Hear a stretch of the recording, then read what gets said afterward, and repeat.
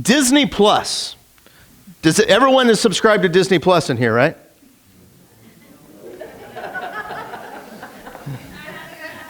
You have a password? All right, good. You could participate, but so Disney Plus, everyone knows what Disney Plus is. It's like Netflix, but with Disney content. Do you guys know what Netflix is? All right. Got to make checks. I just need to know if I needed to walk out now or later, right? Like that's so it's like Netflix with Disney content, and Disney Plus had a movie right in the middle of its little movie chooser this year, this Christmas season, as I was talking to people, everyone said, "Oh man, I watched this movie. I hadn't seen it in so long." And so Disney Plus really pushed this one movie for Christmas. And it's this one right here. Oh, not that one right there. Yeah, Home Alone. And it's like, I talked to everyone there. Everyone's like, "Man, I haven't watched Home Alone in years. I own this movie. I love it. I've been watching it for years because, all right. But I like this movie is great. You guys, has everyone seen this movie? Yeah. Good. Because this movie is 25 years old. This movie's gone to college, has kids, and goes to a job every day. All right? Like that's how old this movie is. But this movie's great. Like it's hilarious. The premise of the story is Kevin McAllister, the kid with the hands on the face. He gets left by his family, who's going to Paris, gets left accidentally at his house, and suddenly two burglars want to steal from the house, and hilarity ensues as he throws paint cans and broken ornaments on the ground and all kinds of fun stuff like that. But as you watch it again, and as you get older, and I know that's as I got older and I watch it now, the mother's storyline is kind of interesting. Like, because all of a sudden on the way out to Paris, she's on the plane and she's like, "I feel like I left something." Like it's the, did we leave the garage door open? Maybe the coffee pot's on. I feel like I left something. And then all of a sudden there's the famous scene where she's in the plane, camera looks right at her face, and she goes, "Kevin!" Right? And she realizes that she left her son while she's in Paris, back in Chicago, right? Like nightmare scenario. And then it's the story of her getting back to her son, of which includes a ride in the back of a Penske truck with John Candy and his polka band. Right? And if you listen to the story, I'm not going to go into it, but he tells a lot of really dark tales about the times he's left his own son in places, one of which was a mortuary. And he says the kid didn't talk for like 3 months afterwards. And she's like, "Oh no," just all this guilt is flushing over her. But I think we understand this emotion. I think that's why that movie is such a classic. But it's tapping into an emotion that we've all felt, because I know a lot of you have probably left your children at various locations throughout this country at some point, right? Now, I don't have any stories about my parents leaving me. I don't remember if I have any. My mom tended to hover right over me and my sister, right? There was no leaving us. And all that. But Coley's got a couple of great stories about her parents leaving her in places. And so, but there's, we all have these stories, and we're just like, "Oh no, I left our offspring at the park," and it's awful. That is a good segue into the story about Jesus. So just to catch you up on what's going on in this story, it's there. The Holy Family is in Passover with like half of their town in Galilee. They're all there together, and they're having a joyous time, and they go to come back. Now you got to remember, Jesus is 12. Think about what 12-year-olds do. They're out, just playing with sticks and stuff. I don't know what 12-year-olds do, right? But they're out just being 12-year-old boys, and they're probably like, okay, he's part of the group, and they're all coming back, and they get a day's journey out, and suddenly they're like, Jesus isn't here. And I'm sure Mary's like cooking up some stew or something like that, like, go get Jesus, and he's not there. He's not in the group. And so they're like, oh no, so they have to go back and they go back to Jerusalem, and they're looking all around, and it says that it takes them 3 days. 3 days. All right. Let's talk about this for a second. So, we have a tendency to read the Bible like an encyclopedia, right? Like, all right, let's see what Jesus did on September 14th, 1, right? Like, and you look at it, and you're like, okay, Jesus did this. He healed 4 people and a bear, and you look at it, and you're just like, okay, that's what Jesus did. That's not what the Bible's doing. That's not what the Bible's doing, and you can tell that by how many days Jesus' parents were looking for him. How many days was it? 3. What does that sound like? It sounds like the death and resurrection, right? It sounds like that. And suddenly you're like, whoa, wait a second. Should I be reading this theologically? Huh. And then there's something that changed in me. I don't know when exactly it was, but like late seminary, maybe like that, when I realized that I shouldn't be reading the Bible as an encyclopedia, because I was always trained that way. It's like, here's the truth of the Bible. This is how it is, blow by blow account, and you're just trying to figure out what happened, right? No, like that's not how you're supposed to read it. You're supposed to. He's giving you a clue. He's saying 3 days. 3 days. Are you paying attention? 3 days. And you see the Bible, and especially the books written inside the Bible, are literature. And it's telling us a story of how God saved the world. It's telling us a story about how God interacts with his people. Yes, even the books like Numbers and Deuteronomy are literature, right? You're like, no, they're not. That one says Numbers. No, it's got a lot of good stories in it. But it's a common narrative all the way through that's telling us a different facet of what the author wants us to see. So in this story, they search for him for 3 days, and after finding out, to being shocked, Mary's like, Jesus, right? Like Kevin, never mind. Here's a photograph of the day. It's more funny. And so they're looking around for him. They finally find him in the temple. They find him in the temple, and they say to him, it's like, they finally saw him, and they were amazed. And his mother said to him, Son, why have you done this to us? Look, your father and I have sought you anxiously. Why were you bad like this, right? Like why are you like this, Jesus? And like, why did you do this to us? And they ask him all of this stuff, and it really makes me think about all the times I'm like, why has this happened to me, right? And they're terrified. And this is how Jesus responds, which is interesting. You ready? And he said to them, why do you seek me? Did you not know that I must be about my Father's business? We got to talk about this for a second, because some of you are really astute and smart, and you remember the reading, and it said, in our reading it said, don't you know that I need to be in my Father's house? I don't know why they translate it my Father's house. It's not in the Greek.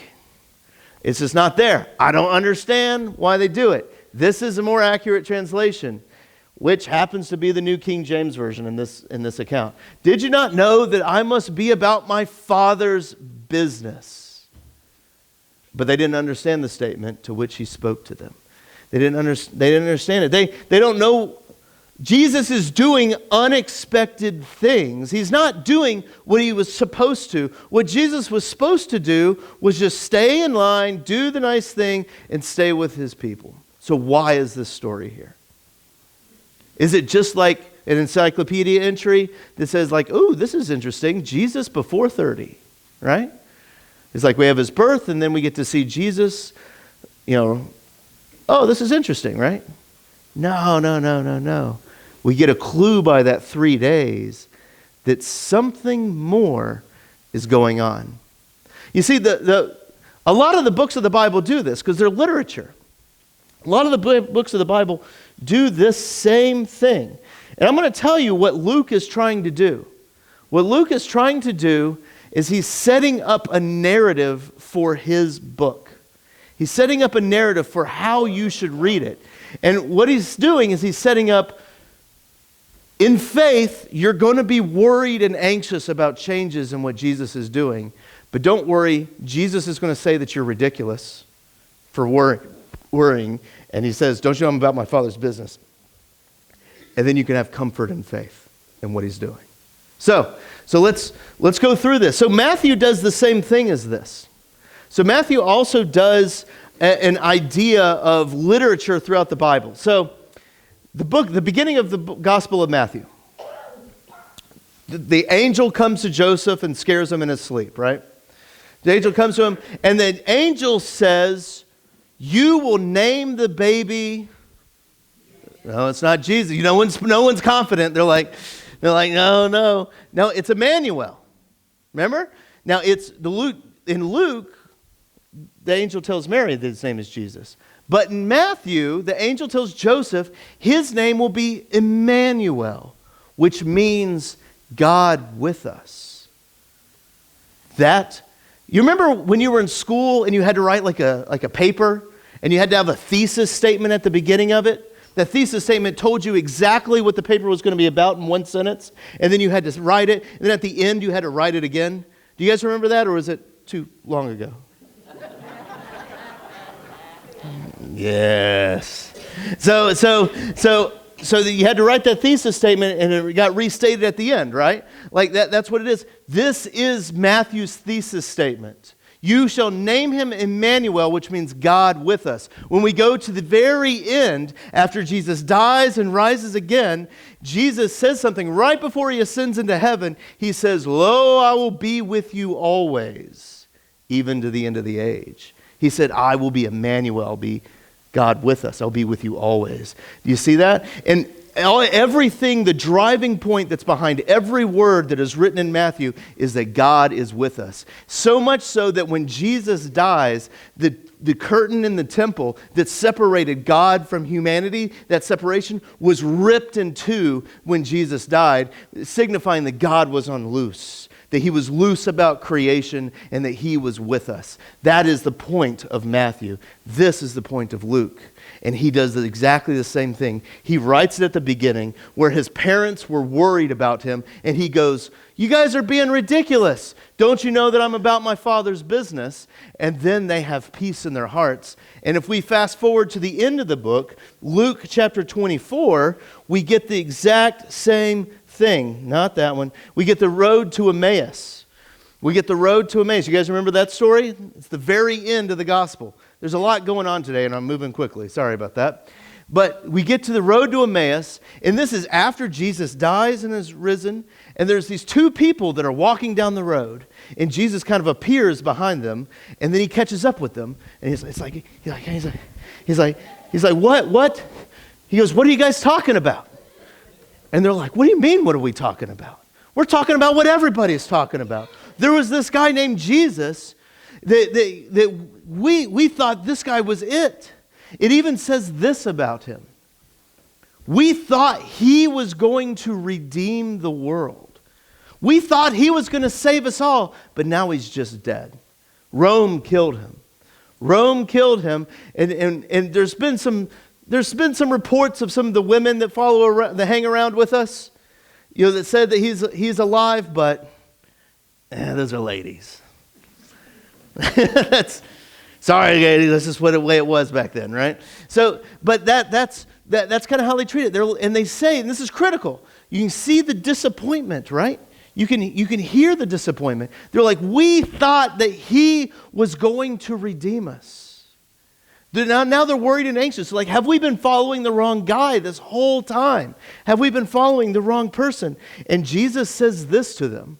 This is his ridiculous. That's ridiculous. Don't you know that I'm about my Father's business? This is what he says to them. He goes, was it not necessary that the Christ should suffer these things and enter into his glory?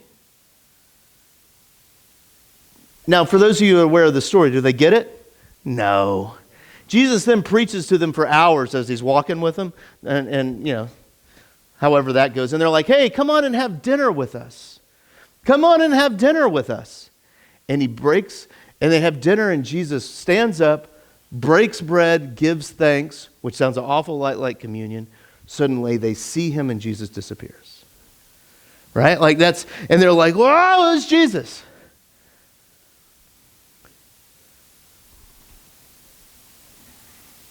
Luke here is giving us the vision of how he thinks our faith works. And he's writing his entire story about Jesus with the understanding of how it works.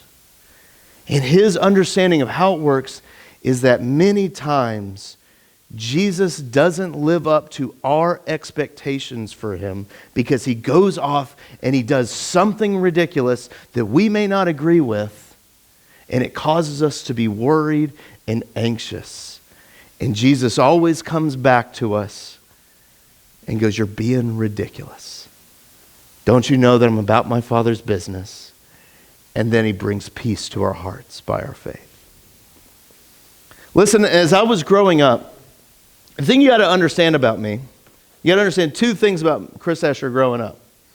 Well, three things. First one, I went to church a lot. It's just what I did. It's probably why I'm here today. I went to church a whole lot. Number two, I was homeschooled, which goes right into number three, which means when I graduated from high school, I knew everything. Right? Like that's I knew it all. I especially knew who God loved, who God saved, and why God loved him and why God saved him. I especially knew that. I knew that beyond a shadow of a doubt. This is how you are to be a good Christian. You live this lifestyle. You live this way. You believe these things, right? And all of a sudden, when I got into college, I suddenly met some new people that didn't fit in that role at all. They didn't fit inside of my nice and neat Jesus box that I kept in my curio cabinet and reached in whenever I needed something, right? Like they didn't fit in there at all. But here was the interesting thing, is I saw God working through them. And I saw that God loved them. That even though they did things that I, as a homeschooler, would never do, they were involved in stuff that I was like, oh my goodness, I would be embarrassed for them, right? Like I would never do. God loved them just as much as he loved me. And what you got to understand is that at first bothered me. It bothered me. Because I was like, this isn't part of what I understood was the Christian life. These people were outside of it, and yet why is God bringing grace and peace and comfort and security and love to them? Right? Why is the love of Jesus going towards them? And then I had peace. And that experience, that 3 years of my life, changed me and made me who I am today. And I look back at that moment and the copious amounts of Fruity Pebbles that I've eaten in my lifetime as the two hallmarks of what has made me into who I am today. Yeah, it's a joke. I appreciate the laughter. I look at that and like, that's what changed me. And I look back at what other people struggle with and what I struggle with. And oftentimes it's anxious because Jesus doesn't seem to be living up to his end of the deal. And we end up saying things like those people on the road to Emmaus, or like Mary and Joseph were saying, like, don't you know that we've been anxiously looking around for you? Why do you treat us this way? You know? Like, why do you treat us this way? Or, we thought that Jesus was going to be the one that redeemed Israel. And you may say all of a sudden you have illness affect your life, and you're like, well, good grief. Good grief is exactly the words that you say, right? When suddenly something disastrous falls upon you. And you're like, I went to church every week. I gave you, God, all that money of mine, and here I am sick. Right? Jesus says, why are you treating me like this, Jesus? I thought you were going to be the one that came and redeemed the world. Or perhaps you look at a loved one that has fallen away from the faith, and you're like, I don't know why we brought her to church every week, and she can't stand it now. Jesus, you're not upholding your end of the bargain. Or perhaps we look and we see, Jesus, you want me to love my enemy? You want people to, you want me to love the people that hate me? Listen, no, that's not the way this works, Jesus. When people hate me, we're supposed to hate them back, right? And Jesus is like, no. And we begin to feel uncomfortable and go, what are you talking about, Jesus? This is not how things are supposed to work. Many times we get worried and anxious, and Jesus comes in oftentimes and tells us, what you're feeling is ridiculous. What you're wanting is ridiculous. And what it ends up showing us is that oftentimes, all those times that we are worrying about what Jesus is doing or not doing, or worried about all those things, is just that. It's us worrying about it. And what we end up seeing is that Luke, the Gospel of Luke, the writer who wants us desperately to know about Jesus, is telling us at the beginning, middle, and end of his story that Jesus is going to do things that are going to make you uncomfortable sometimes. But hang on. Listen to how he is doing the Father's business.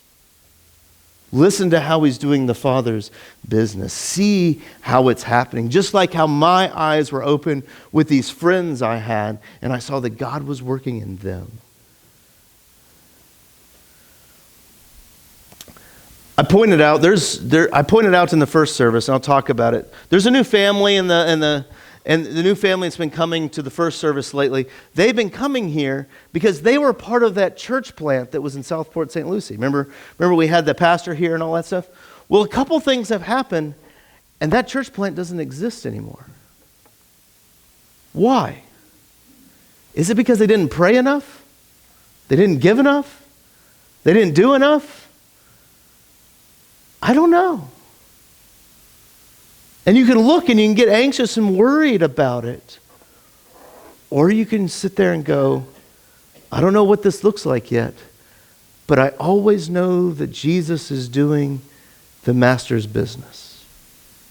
That he's doing my Father's business. And I may not understand what it is, but I think when we realize that Jesus is always doing the Master's business, even though it may not look or feel how we think it should feel, our faith ends up taking over and it ends up giving us peace.